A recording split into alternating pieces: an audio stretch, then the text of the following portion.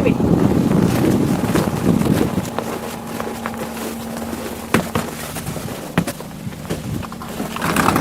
Hey Gabby, nice show.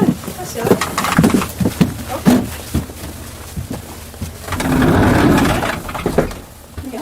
I'm trying to analyse the structure of this particular platelet. So it looks like a complete chaos at the moment, but trying to differentiate between the layers because they're made up of multiple layers.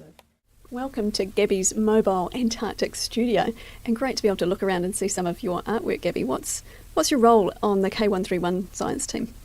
This year my role is to document the sea ice platelets that are coming through underneath the ocean, underneath us in the camp, and I'm also kind of creating other visual documentation for the scientists. And how do you go about documenting platelet ice? Well, it's very thin and fragile, and so there's a certain type of urgency when I'm working. So as soon as we've scooped them out of the hole in the floor of the lab containers, I have to immediately begin photographing them in a very dark environment, but with some cool kind of LED lights that help illuminate and pick up the details in the platelets. So fantastic to see your record of the work that's been going on here.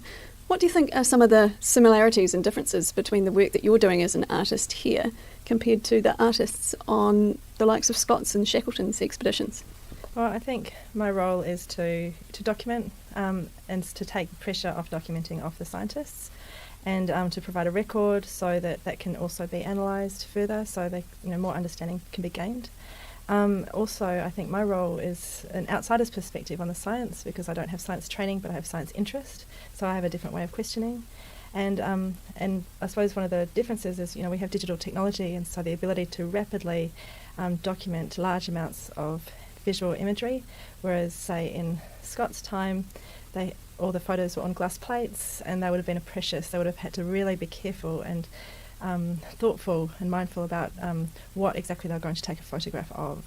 And so in a way of kind of mitigating the volumes of photographs that I can take, I often then refer back to certain photographs and try and reanalyse them, because otherwise they just become part of this massive dump of data.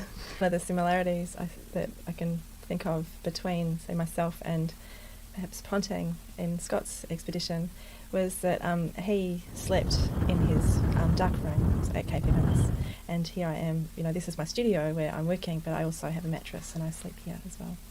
So I can work it through all hours and not disturb anybody.